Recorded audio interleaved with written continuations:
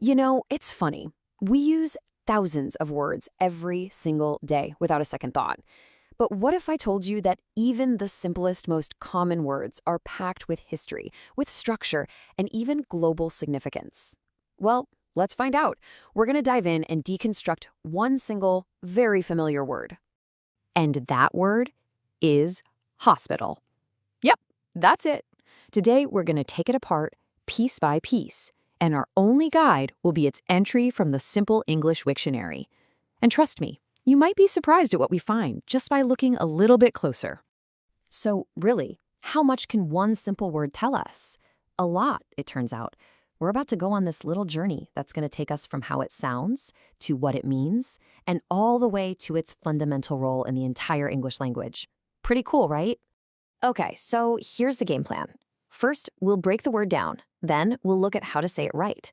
After that, we'll get to its core meaning, find some hidden connections, and finally check out its global reach. So let's get into it. All right, let's kick things off. The best way to think about a word is, well, it's kind of like a machine. It's got all these different parts that work together to make it do what it does. And the very first part we usually notice isn't what it means, but actually how it sounds. Which brings us to our first stop, saying it right. This is all about the science of pronunciation. I mean, how do we turn a bunch of letters on a page into a sound that everyone instantly gets? And as you're about to see, not everyone says it in the exact same way.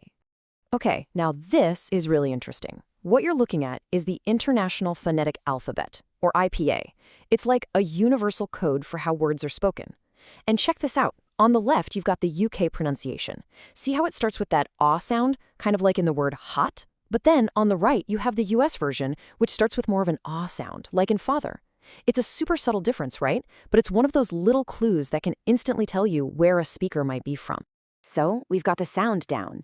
Now, what does it actually mean? Well, since we're using the Simple English Wiktionary, the definition we get is just beautifully direct. It cuts right to the chase. And there it is. A building for sick people with doctors and nurses.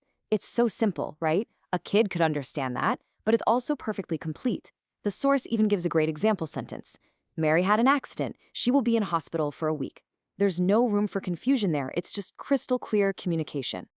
And, once you have that core idea, that noun, it starts to create other words. From the concept of a hospital, you get the verb to hospitalize, the action of putting someone in a hospital. And from there, hospitalization, the state of being there. So you see how the idea grows beyond just the building itself. Okay, so we have the sound and we have the meaning. But this is where things get really, really cool.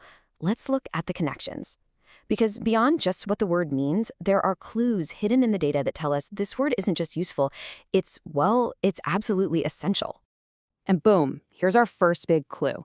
The source says that hospital is on the Basic English 850 list. So what is that?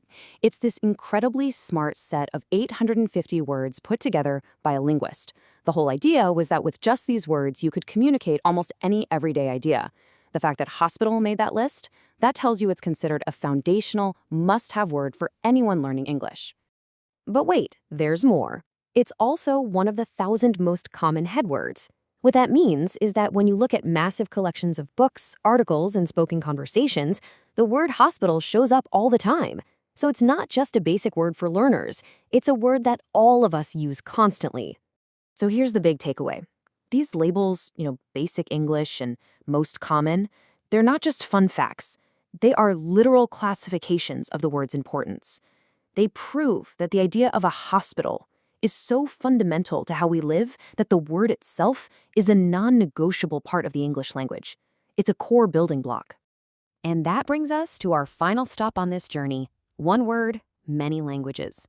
I mean, if a concept is this fundamental, you'd expect it to be pretty universal, wouldn't you? Well, the data from Wiktionary on this is kind of mind-blowing.